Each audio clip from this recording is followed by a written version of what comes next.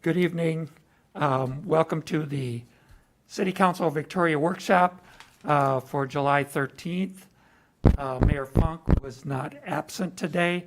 He was just going to watch but not participate.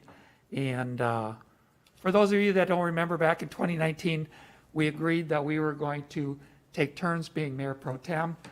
And Councilmember Black was the first, and we're going in alphabetical order, so it's my turn. So call to order the workshop. And first on the agenda is shoreline management. It looks like Marty is going to handle that. Yes, members of the council, thank you, Marty Dahl, Community and Economic Development Director for the City of Victoria. I think as most of you know, we have been conducting a several-month process with our Planning Commission and our Lakes and Water Quality Advisory Committee to update our shoreline management ordinance. So wanted to do just a quick check-in session with the council as we're nearing the end, and hopefully we'll have a updated ordinance to bring forward to this body for consideration here in the next month or so. But again, as I mentioned, just wanted to check in with the council prior to that end date, just in case there are any items of concern or questions or things you'd like us to address as we continue to finish up that process. So that's what we are planning to do this evening.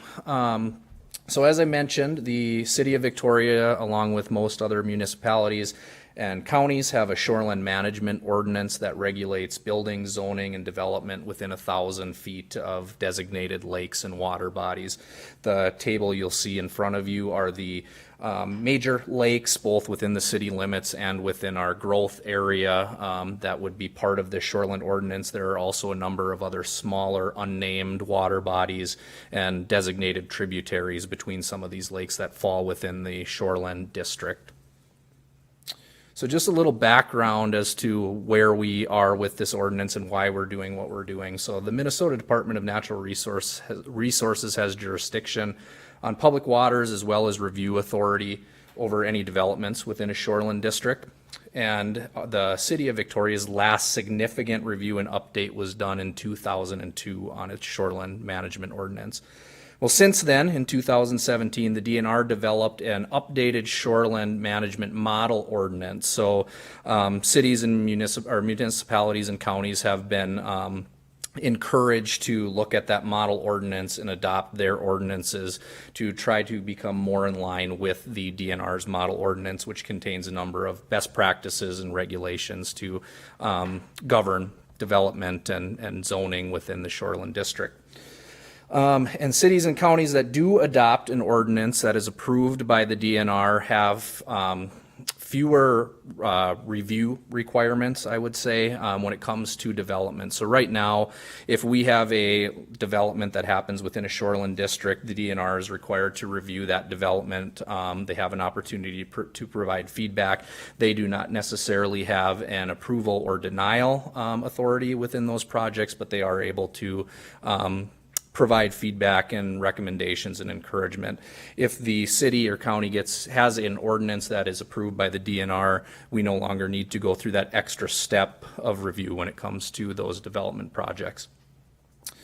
So we are working to revise Victoria's Shoreline Management Ordinance to meet the DNR approval and include flexibility that reflects the needs of our community. So it's been a process thus far. We have done, as I mentioned, several meetings with both our Planning Commission and our Lakes and Water Quality Advisory Committee dating back to April 7th. So you'll see in front of you here the meetings that have been conducted thus far. And we do have several other meetings scheduled before that ordinance is brought to you all later in August.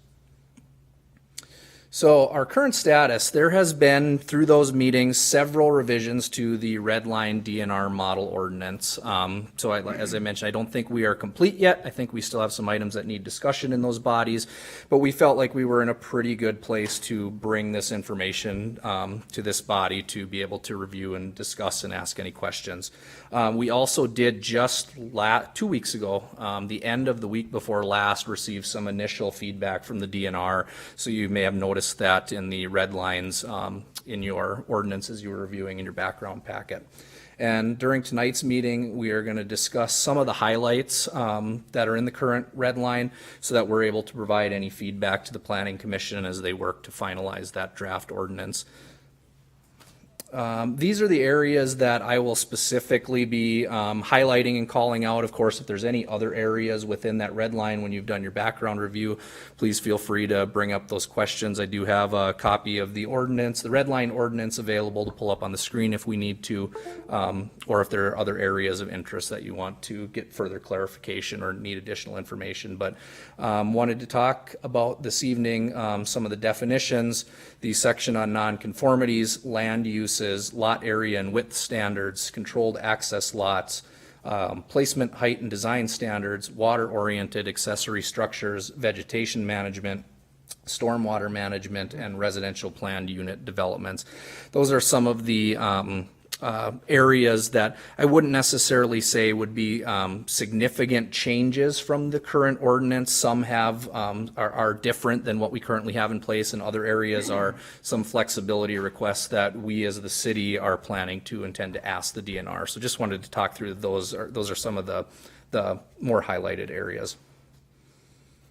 So before I get to nonconformities, the first item is the definitions list. So as you've reviewed the red line ordinance in your background packet, you've probably saw a number of notes and comments.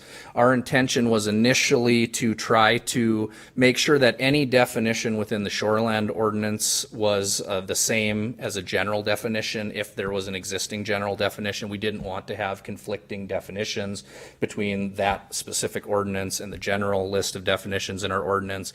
So a number of the red lines you see in that that section are just us trying to make sure that that is in line with our general ordinance.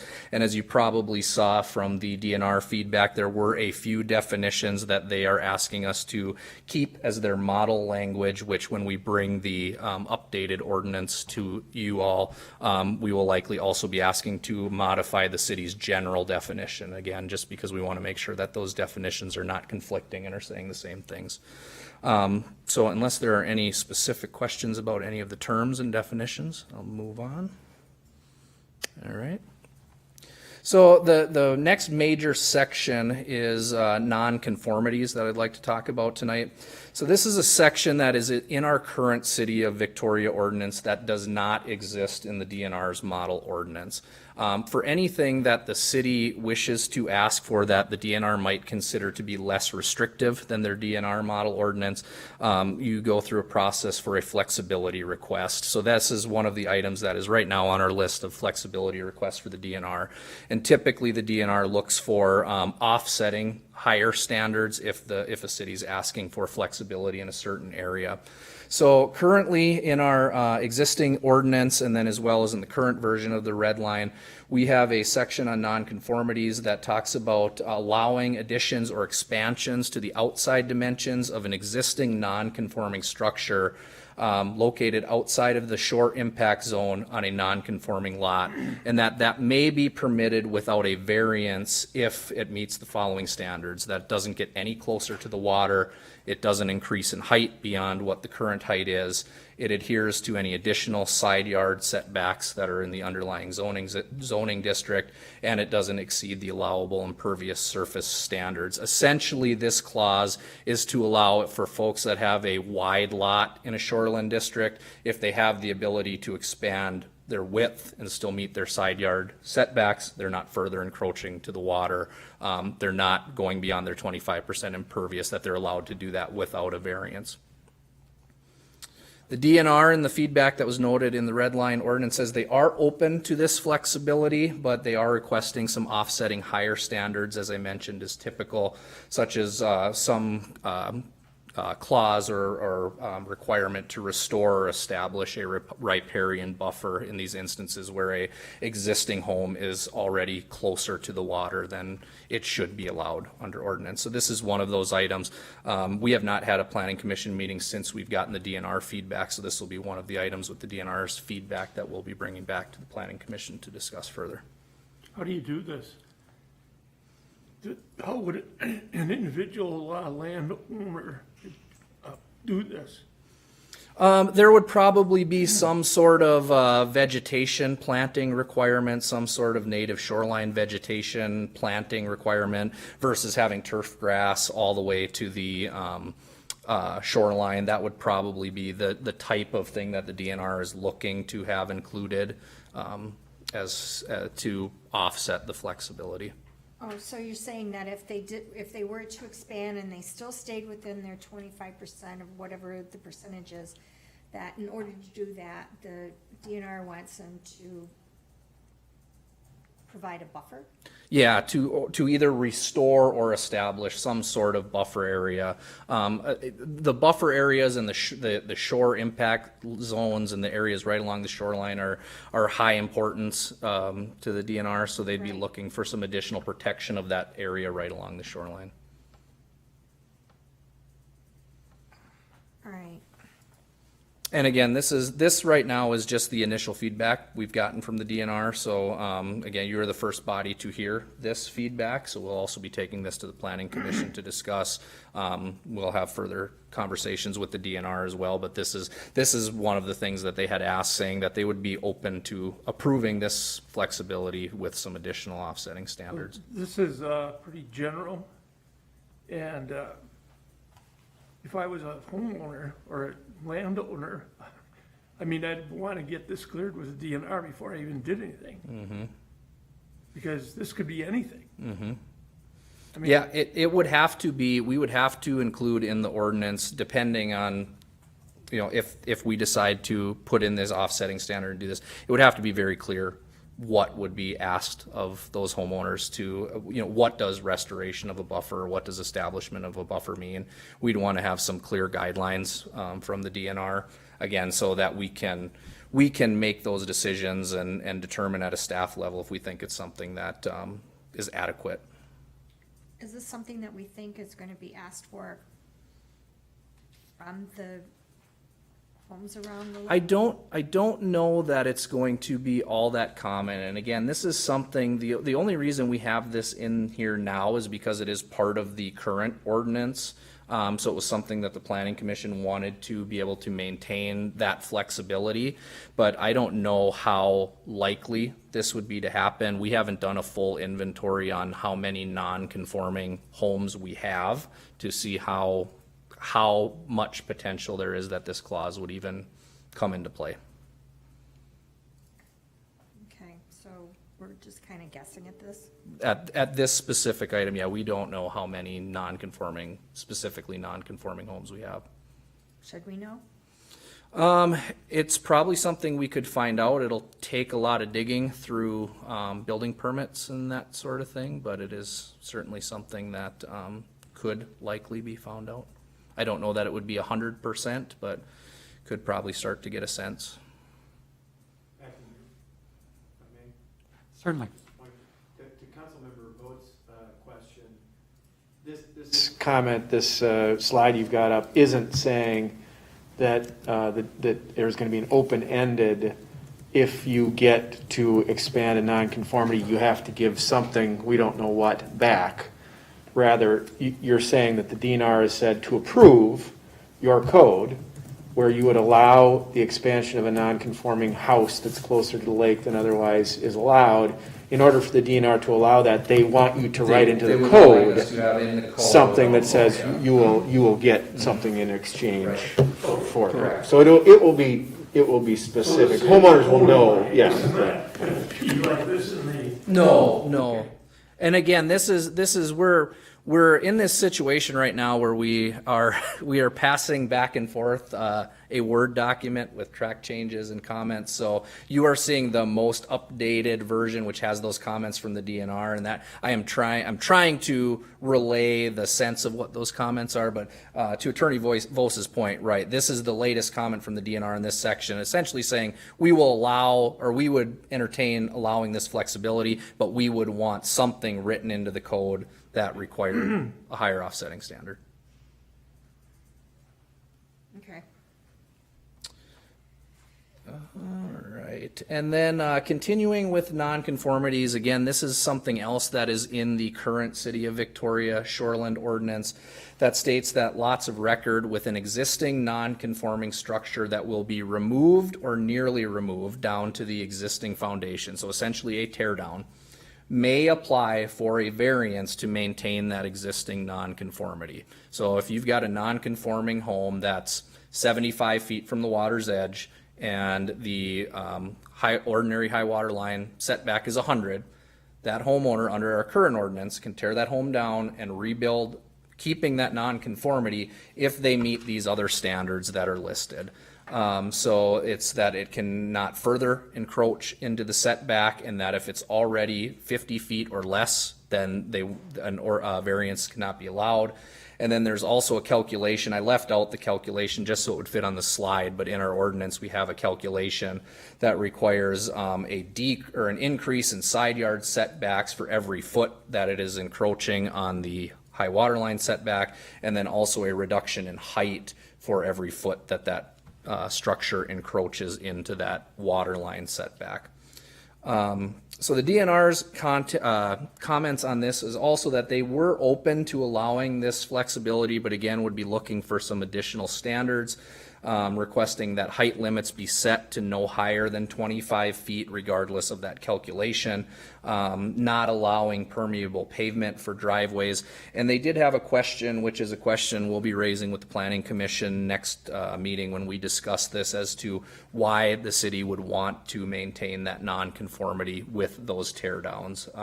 Why would we not want to require them to meet that current setback? So again, this is something that was pulled over, and currently if someone were to want to do this in Victoria now, they could, but the question is, do we want to continue to allow that? Okay, so we're gonna ask that of the planning Yep, commission. yep. Because that's a good question. Yep. Mhm. Very good question.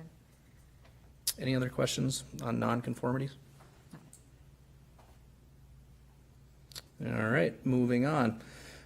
So land uses, you probably saw in your red line ordinance, there was a table under section 4.23 which broke down allowed, conditional, and not allowed uses for different types of land uses, single family home, duplexes, all kinds of different things for each of the different water bodies. The main item and the question here that we have asked to the DNR from our last meeting, we've not gotten information back though from them yet, is whether or not expanded feedlots and mining can be prohibited in shoreland districts. So the DNR model ordinance makes both of those allowed uses within a shoreland. New feedlots are not allowed, but expansions of existing feedlots in shoreland districts are allowed, as well as mining in shoreland districts are allowed. So we're trying to get clarification because the Planning Commission, if through state statute we're allowed to make that, or we're able to make that a not allowed use, they'd like to see that. But, and I don't know if Bob, if you have any additional insight on whether or not that's required through statute, or if we have some flexibility on that. So acting mayor and council members, I don't know definitively the answer, but I will be very, very surprised if the DNR tells you you cannot do that. You cannot prohibit expansion of feedlots, or you cannot prohibit mining in a shoreland area. I mean, with respect to mining, the fact of the matter is you don't have to allow mining anywhere in your city.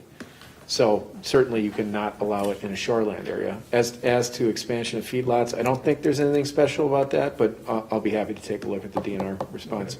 So we're waiting for a response on that, but wanted to highlight that just because in the current red line version, it does show them as an allowed use because they are, that's what it was in the DNR model ordinance, but the Planning Commission and the Lakes and Water Quality Committee would like to make those not allowed uses if we are able. Okay, so we don't have in our own city ordinance against mining? Do we have an ordinance about mining? Putting me in on the city? spot. Yeah, I, again, don't have the code in front of me, but my recollection of your code is that you, like many cities, only would allow mining anywhere. Forget about just shoreland, just you would only allow it anywhere in your city by conditional use permit. And I think you've got some fairly specific criteria for you will not do the following things if we allow you to do mining. So I think you restrict, or you have some regulation of mining already, the question here is, could you prohibit it or go further in shoreland areas? And again, I think the answer is going to be from DNR, yes, you could do that. How do you determine, or, you know, we have comprehensive plans. Our comprehensive plans would say what can go where. Do the comprehensive plans trump the shoreline management ordinance, or? Yes, for land uses, and good question, Councilmember McMillan. That is actually something that we wrote in just to clarify within the DNR's model ordinance, is that a use that's not allowed in the underlying zoning will not be allowed in a shoreline district. So if the shoreline overlay is, it defaults to the underlying zoning for the uses. It was, I think that is the intention of the model ordinance, but it was vague, so we actually redlined in some clarifying language to make sure that that was very clear, that unless the underlying zoning allowed that use, it would not be allowed, just because it is shoreline. Understood.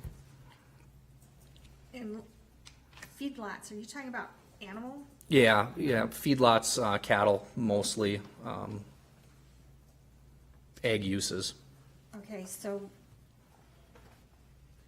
do we allow that now at Shoreline? We do not have any within the current city limits, but we do have some feedlots that are in shoreline districts in our growth area. So where that would potentially come into play is if the city were to get any planning and zoning authority for any of these areas prior to annexation. We'd want to make sure that those were governed in a way that we'd want them to be governed. Okay. So we're not taking away what is there? Correct. Okay. Is there, the feedlot you're referring to, is that near County Road 43? Yes. In the proximity of Lake Wasserman? Correct. Also in the proximity of Pearson? Correct. That would be in a shoreline district. Correct. Right, so we have there are feedlots. Yep. All right, moving on. Lot area and width standards. So we've spent a lot of time in this section with the both the Planning Commission and the Lakes and Water Quality Advisory Committee. A lot of discussion, several revisions. And where we essentially landed as of our last meeting is that in your red line ordinance, you'll see we've broken down our lakes into developed lakes and undeveloped lakes. Developed lakes being defined as those lakes within the current city limits. Undeveloped lakes being those lakes that are within our growth area that will eventually become part of the city limits. Through our discussions with both meeting bodies, the concern was centrally around recreational development lakes, which there are several in Victoria, and Victoria currently has much higher standards when it comes to lot area, lot width, waterline setback than what is included as part of the DNR's model ordinance minimums. So there was the initial version of this ordinance used those DNR models, and there was, as I said, a lot of concern about what that would mean. It would essentially allow any of the 1 acre riparian lots along recreational development lakes to be subdivided into 2 lots. It would potentially allow a tear down of a home, a riparian home, to be 25 or 50 feet closer to the water than its neighboring homes. So what was discussed and decided, the approach that the Planning Commission would like to take is to maintain those high standards, those very high standards that have created the character of Victoria with its larger lots and a little farther from the water, for any of our lakes that are within our current city limits that are already developed, so that you don't have concern about additional lot splits, too much density, and losing that character, but that there's still a desire within our growth area to be able to provide for some, to be a little more aggressive for development, and that it might make some sense on those undeveloped areas that when development first starts to set the precedent at the DNR model standards, which again are lower than what the current Victoria standards are, which would allow a few more lots around the lake, a little bit smaller, a little bit narrower, a little bit closer to the water.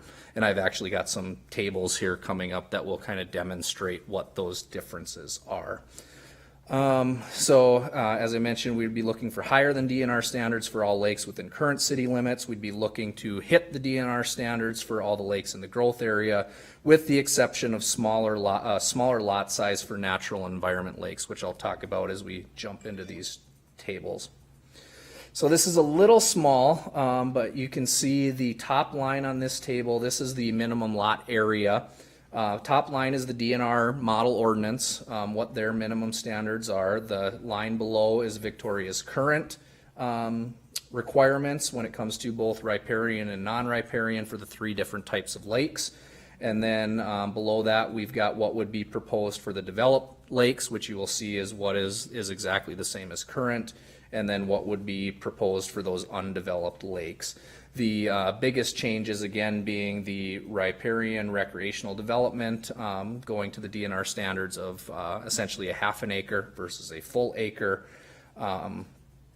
And then the flexibility requests that we have been discussing with the Planning Commission and the Lakes and Water Quality Committee of reducing the lot width on the non-riparian natural environment lakes from 20,000 to 15,000. And then we've also got some of our comparative data to neighboring cities and some of our market cities when it comes to those lot areas. We are an outlier on all of these, it looks We are. like. We are much higher standards. We're double. So, do you think we overdid it? No. Where are we double? Riparian recreational development lake where DNR standards is 20,000 square feet. I can tell you We're at 43. if you ask many of the lake property owners on recreational development lakes, they will tell you, no, we didn't overdo it. I think it's a matter of opinion, right? I mean, Victoria has a character. Victoria has a feel, and part of that is the city of lakes, and we've got the larger lots, and there's not a lot of density. So I really think it's a matter of opinion when it comes to a lot of that So stuff. 40,000 square feet is an acre? Or what, how big are these? So our current is a minimum of an acre, right? Okay, so Yep. 43. 560 is an acre, correct? So in order to build on a lake in Victoria, you have to have a 1 acre lot. Yes, unless you go through a PUD. So similar to like what the Waterford development did here a couple of years back, which were allowed some smaller lots, but then had a very prescribed process. So if somebody comes in and buys a 1 acre lot on a lake, and they want to tear down and subdivide that into 2 lots, or keep one and sell one, they can't do that They under cannot do this that ordinance. under this ordinance, correct? Under our current ordinance and what is being proposed in the red line ordinance, that's correct. What we're proposing, I'm trying to understand the logic of this. What we're proposing is that for existing lakes that are within the city limits, we maintain these higher standards. But for new lakes, and there's only 1 or 2 of them, we should just There's name not one. many. Pearson and what? And I think I've got a map in here So that for shows the big Pearson, ones here. We're going to allow a looser standard. Yep, Pearson, Parley? Parley, and then Okay. Lutsen, Marsh, and Turbot are the 3 natural Those are in the environment park lakes. reserve though, aren't they? Well, Marsh isn't, Lutsen is, Marsh isn't, and Turbot Yeah. is not. and Parley is partially in the park Partially. reserve. But why would we want to have looser standards on the new development? Because don't we want to maintain continuity? Well, the discussion was to be able to encourage more development on those areas that are not already established. Again, I don't know that that was 100% consensus of everybody in all of these meeting bodies, but that was the majority discussion, was that they'd like to not change the character of existing developed lakes, but on those lakes that do not have homes or development yet, to create that standard that allows for a little more density, for more lots, more homes. So on new developments, we allow less character. Just playing this. That's exactly. We throw out our standards. You could say that, yeah. We're throwing out our standards on our new stuff. Yep. To me, that's disingenuous.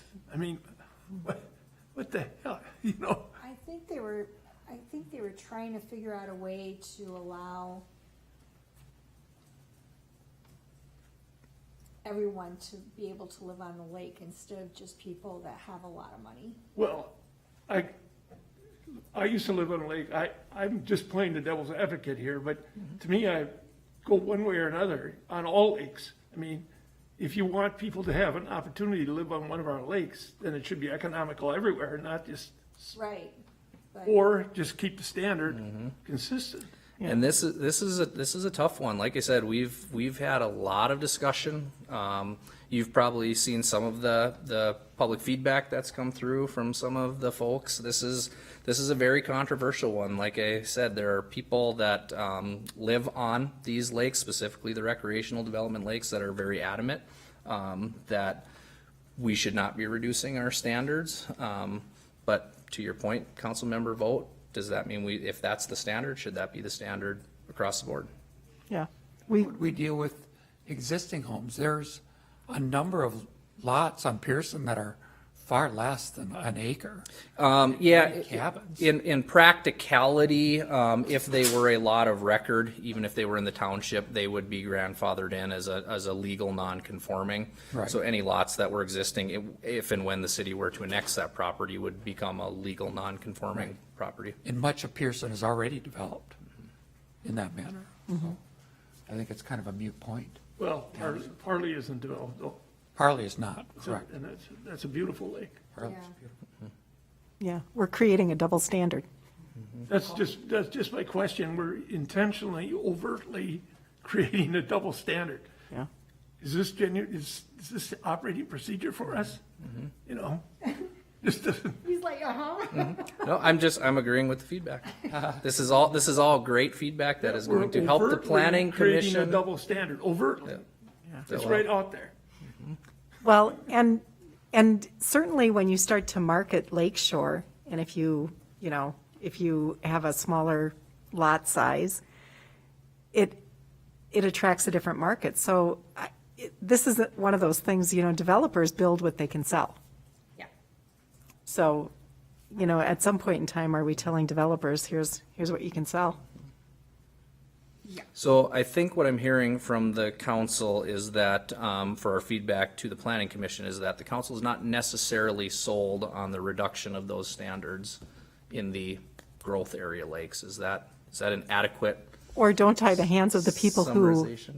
or don't tie the hands of the people who have bigger lake lots and let them subdivide and sell the other half of their lake lot if they want that, Consistency. if they want to do that. Another. It has to be fair for all of them. Got it. Just, Personally, I think Parley Lake is primarily the one we're talking about here. And it's at the far western edge of Victoria, so there's separation from the core of Victoria. And 1 acre lot, that's a lot of land.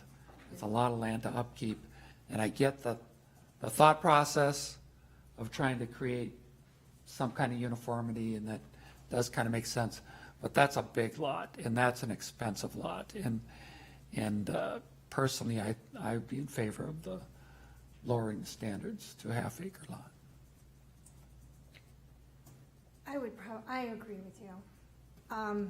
That is a lot. And basically, by forcing everybody to have an acre around a lake, we're creating a certain type of environment that may be not what we're looking for.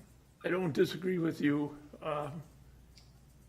My feeling would be, then you have to open it up for the other lakes. Yeah, Be consistent.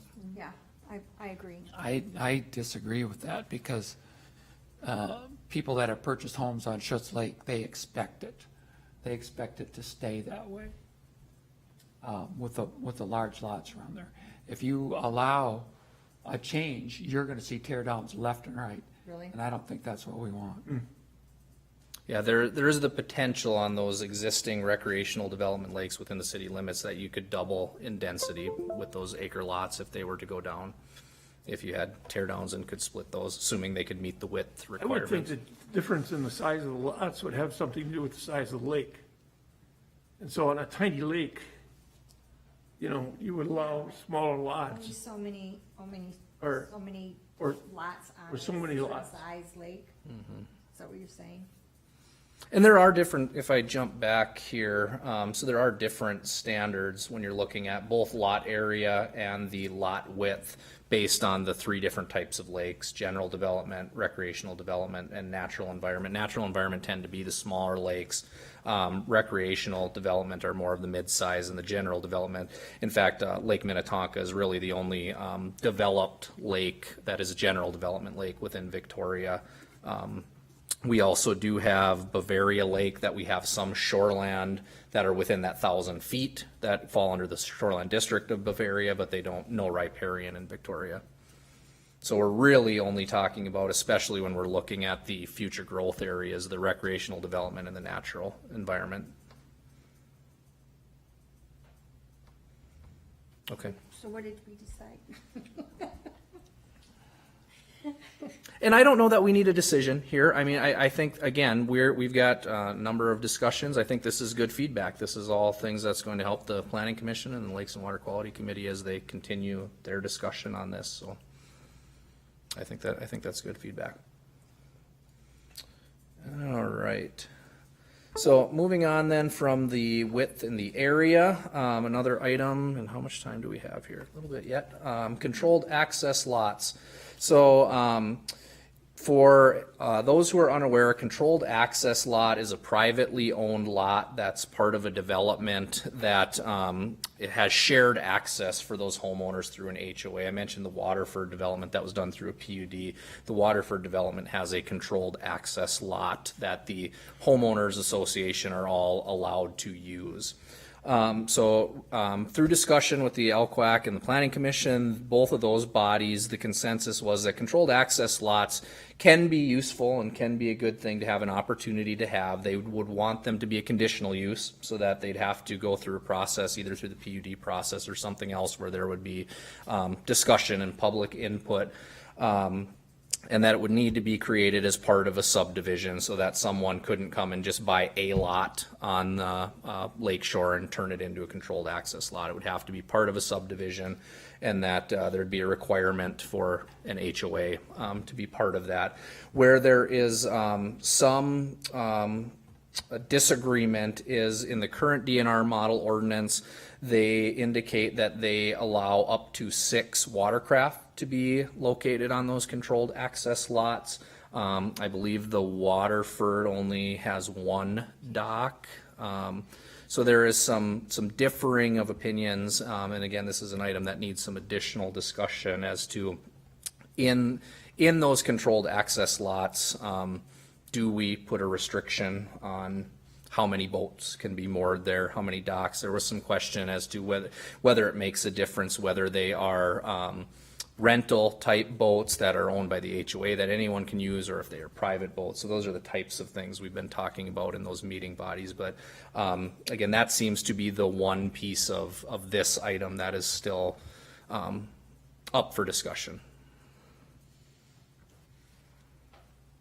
I would think that each lake would have its specific requirement rather than generalizing it because of the sizes and. Yeah, and they do. I didn't include it on this slide just for space, but there is a table within the red line ordinance that shows some different calculations that allows for allowing docks based on the width and shoreline of that area. But again, I think there's some opinion that regardless of the size, it should be 1 dock. It maybe shouldn't necessarily be allowed to have boats moored or docked there. So that's the piece that we're still kind of talking through.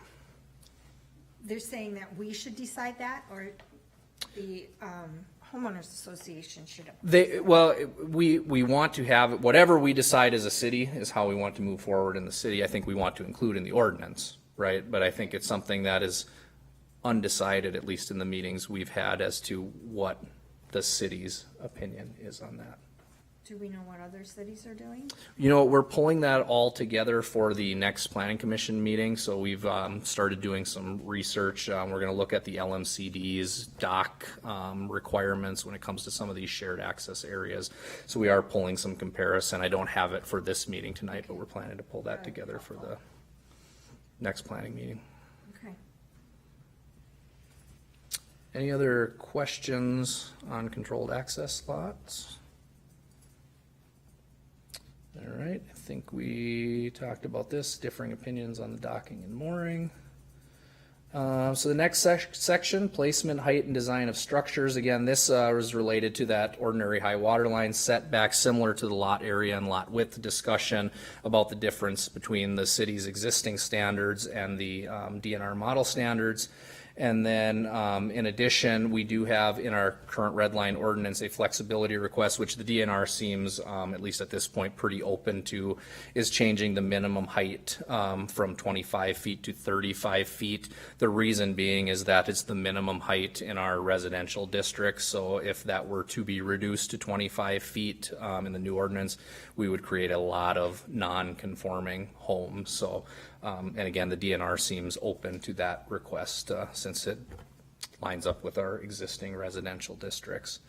But similar to the lot area and lot width, here is a table that shows we were planning to, or at least in the current red line, break that up between developed and undeveloped.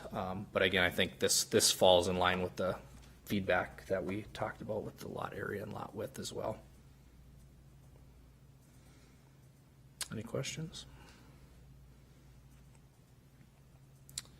All right, water-oriented accessory structures. The current Victoria ordinance as well as the model ordinance allows for a water-oriented accessory structure 200 feet or up to 400 feet if it's used for boat storage. Again, that's identical to what we have in our current ordinance is what is in the DNR model ordinance, 10 feet from the ordinary high water line, again, identical to what the city currently allows. The question, and this is another question we have out to the DNR, as to whether or not they would even entertain this idea, is whether water or sewer can or should be allowed in water-oriented accessory structures. The DNR model ordinance does not allow it. The question is, would they consider allowing it? And there's been discussion about the benefit of having restroom facilities or something down in a water-oriented accessory structure if you've got riparian access. Again, I think there is some differing of opinion on this, and we're not even sure that the DNR would even entertain that or entertain approving the ordinance if we were to allow it. So we're trying to get the answer to that before our next planning commission meeting. Okay. All right. Uh-oh, did my bad. What kind of feedback are you getting on that issue from planning? Are people in favor of that? There are some folks, I think it's more so from the Lakes and Water Quality Committee that there is some folks that would like to be able to allow that. Planning Commission has seemed less interested in trying to go down that road. So again, we're talking a group of 10 with Lakes and Water Quality and up to 9 in planning. So we've got a lot of different people. So there's a lot of differing opinions on some of that stuff. So. If we were to allow that, don't you see that potential for abuse as far as, okay, now I'm gonna rent it out to a Now you got caretaker or a something, bed down there. and now you got yourself a whole separate apartment. Yeah, that's what the fear is, and that's probably real. And that I believe is the reason why the DNR doesn't allow it in their model ordinance is you don't want to create that situation, but we are looking to get specific guidance from them on what their thoughts and what their rationale for not allowing that is, and I would not be surprised if that's part of it. And we don't have lake police that would go around and double check every 3 years whether you're using that little building. We could put a boat in the budget. I'd be happy to go out. All right. Vegetation management, again, the DNR's got a pretty extensive section on what can be done as it relates to fill and relates to removing vegetation. We also referenced our tree preservation and replacement ordinance, which is actually the DNR believes is an increased higher standard than what they would typically apply, so that has helped us offset some of the other flexibility requests. There is some discussion as to whether or not that is adequate or not. So we are still, this is still on our list of things to discuss with the Planning Commission and Lakes and Water Quality Committee. But if you were able to review that section in your red line ordinance, there's quite a few protections when it comes to that vegetation. And then there is also some continued discussion that we're having if there are more restrictions that we can place on ag zoned property when it comes to runoff and those sort of things, or if that is something we even want to do. But there's some concerns about ag runoff, again, I think related to some of the feedlots and things like that. All right, stormwater management, we're just about to the end here. So in this section, you probably noticed that within the red line ordinance in your background, we had some items about a commercial planned unit development and some different definitions and a section down at the end, with the intent being that we wanted to make sure that we still had the flexibility to allow for development and redevelopment both in our downtown area and in our downtown west area, which fall within a shoreland district. So we had created some language around that to provide us that flexibility. The DNR feedback we received back was, we don't think you need that. You say we can manage that with impervious surface. You put in an impervious surface maximum, which is what is in our current ordinance, and you've got the flexibility in your existing CBD, which is not uncommon for the DNR for existing commercial districts in a shoreland, because they know it's hard to try to put into place a lot of these standards, commercial standards in these existing districts that are already developed and are redeveloping. So we've simplified that, at least up to this point, where we are just basically saying in the central business district there's an 80% impervious surface maximum, and beyond that we're able to develop that through our standard development process. It would be different, and the DNR would look at it differently if we had an undeveloped commercially zoned area within a shoreland. They would want to have some restrictions as that was created, but at least based on our 2040 comp plan, we don't have any commercial areas within a shoreland district, so we're really just talking about the existing CBD. And then we have been having, and this is a, I don't know that we'll come to a good answer on this, but questions about the ongoing maintenance and ownership of stormwater ponds and making sure those things are maintained, and whether or not there needs to be ordinance language or if that is better left to policy as things are going forward. So the last section here is the residential planned unit development. So this one is an interesting one, a little complicated if you had a chance to look through the requirements in your red line ordinance.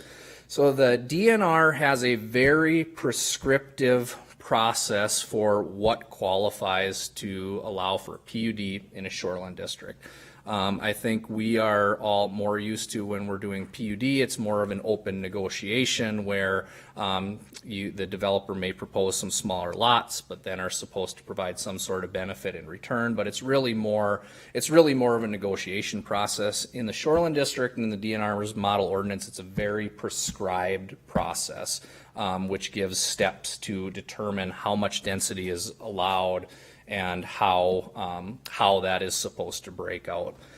So specifically, there's a tiered calculation that determines the density, which I will briefly walk through in the next couple of slides. There is a mandatory HOA and covenants to govern future protections and natural resource protections and preservation. There is an additional 25 to 50%, depending on how the shoreland is protected, ordinary high water line setback. So if the building setback is 100 and you want to do on a recreational development lake and you want to do a PUD, you have to add an additional 25 to 50% to the building setback from the water. And then there's also a requirement to dedicate 50% of a development parcel to open space within a shoreland if you're looking for that increased density of a PUD. So just to kind of walk through what that looks like, the DNR does have some a nice little handout on this. I mentioned there's a tiered calculation. So the first step when a developer would be looking to do a PUD in a shoreline district is to break their property into tiers. The ordinance calls for how big those tiers are based on the lake classification. This is an example of a recreational development lake, so that in the ordinance says that is a 267-foot tier. So you'll see how they go 267 feet from the ordinary high water line and start drawing lines. So this particular example property has 3 tiers. Then the next step is to calculate what the suitable area for development is. So they've got a little table that will help you calculate that.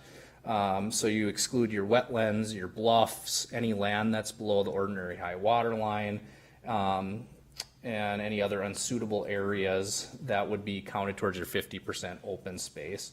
So you kind of figure out what that is based on your total property area. Then the third step is you use that number to determine your base density. So you're dividing your suitable area by this minimum single residential lot area for the relevant water body. So you'd go back to your current standards. So for example, in a recreational development lake, if we were to say our current standards, a riparian lot, so tier 1 would be an acre. Anything beyond tier 2 and 3 would be the 20,000 feet. So you'd make that calculation, and it gives you a base density as to how many homes you can put within each tier. So you'll see the calculation in this bottom slide comes out to tier 1, you're allowed a little over 6, tier 2, 11, tier 3, 18 homes. And then that's where the flexibility comes into how wide the lots are, how big the areas are. You're allowed that density. Then there is a calculation that provides for bonus density. I won't get into the specific calculation, how you figure that out. That's all crazy math stuff that is hard to talk about, but there's a calculation to do that. And then you essentially get the number of houses you can put within each tier. You are able to, under the DNR's model, move houses up tiers. So if you're allowed 10 homes in tier 1 and you only want to put 7 in there, you can move those 3 up to tier 2 or tier 3, but you can't move homes down tiers. And this gives an example then, kind of a mock-up or a sketch of what that looks like with that different tiered density and the open space in there. So again, it's a very prescribed, very mathematical calculation process that figures out how many homes you can put in that area. It does, again, it provides some, the give and the take is that it provides additional density for a developer who wouldn't necessarily be able to get the density they're looking for under straight zoning, and it provides in return additional open space to protect the shoreline. So if you were to take Waterford Landing, run it through this model, would it pass? Yes, I think it would, because it goes beyond the, it runs more north and south. So I think you have enough tiers. So I believe that a number of the homes would have been moved up tiers. It doesn't have any riparian homes, so it would meet this standard. I'd have to run the calculation just to confirm that for sure, but I'm pretty positive it would meet this standard because you'd have the multiple tiers going to the north. Good. And then this is just kind of a real life example of one of the properties I know we've been talking about for several years, the Meat Cutters property. This is a very old sketch plat, so ignore the drawing. I just wanted to make sure that I used something that had been presented publicly at one point in time on this property. This is from like 2014 or 2015, but just kind of wanted to draw out what some of the lines look like when you're looking at this PUD and the setbacks and how that impacts a real piece of property. Again, this being on Marsh Lake. So you'll kind of see that red line is the shore impact zone. The green line is what the building setback line would be with that additional 25%. And then the yellow line in this instance is give or take the Marsh Lake Road right of way. None of this is precisely to scale. but you kind of get an idea of what that looks like when you start piecing that out on a specific property.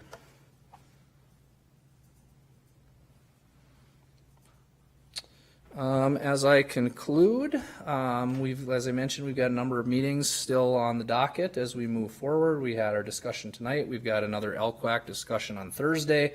We're going to hold a public hearing on the 21st at Planning Commission to get some additional public feedback on this as we move through the process. And then, depending on where we are at, I anticipate we will have at least one more, both planning and LQAC discussion, and we've actually got room in the timeline for 2 Planning Commission discussions on this if needed, prior to bringing this back to the council for consideration on the 24th.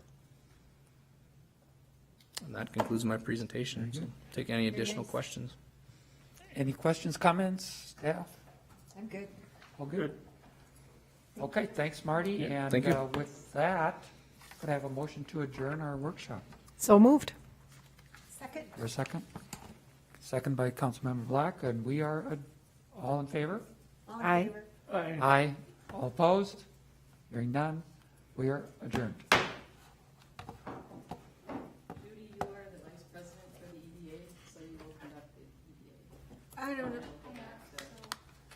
Then they'll go back. Okay.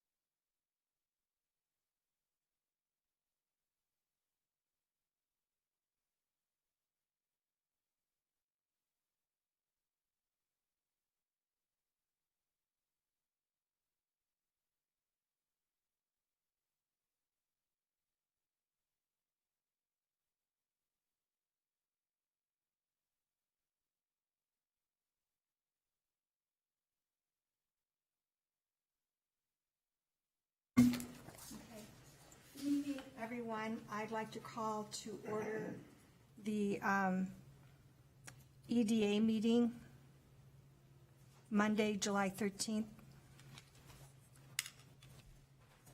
And then,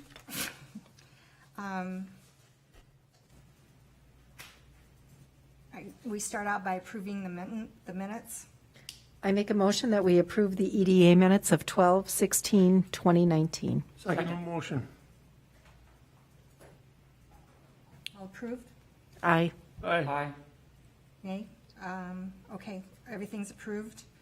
Next would be the resolution providing for the redemption of lease revenue and limited tax bonds, Series 2014A, and authorize the termination of ground lease and lease purchase agreements.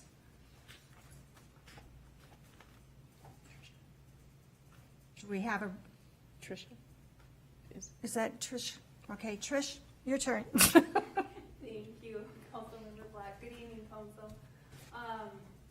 So this evening, the EDA meeting is in regards to the previously issued lease revenue and limited tax bond series 2014A that was dated September 1st of 2014 in the amount of $2,850,000.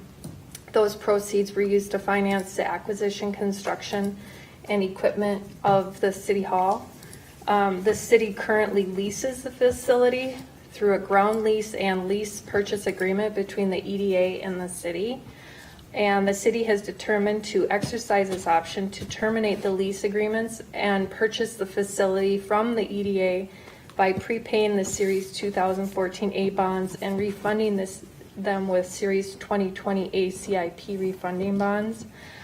This will give the city what we had estimated to be approximately $249,000. However, since the bond sale, Tammy will update those numbers. It's even a greater savings than that. So with that, the EDA levy will be terminated at the end of this year. So there will not be a levy for the EDA in 2021. So staff recommends approving the resolution providing for the redemption of the certain outstanding lease revenue and limited tax bonds series 2014A and authorizing execution of those related documents. Thank you. So do we talk, does Tammy talk now, or do we do the resolution? So now if there is a motion to pass that resolution, and you can have discussion if you would Make a like. motion to approve a resolution providing for the redemption of certain outstanding lease revenue and limited tax bonds, Series 2014A, and authorizing execution of related documents. We have a second? I'll second that. Discussion? Is this where Tammy comes from? She's here for the regular meeting. Huh? That's for the regular meeting. Oh, okay. Right. All in favor? Aye. Aye. So moved. Is that it? Do we have to adjourn this meeting? I make a motion that we adjourn the Economic Development Authority meeting. Second. All in favor? Aye. So moved. EDA is, The EDA is now closed. okay. Okay, and we're going to roll right in? Okay, all right. Good evening, everyone. Mayor Fong could not make it tonight.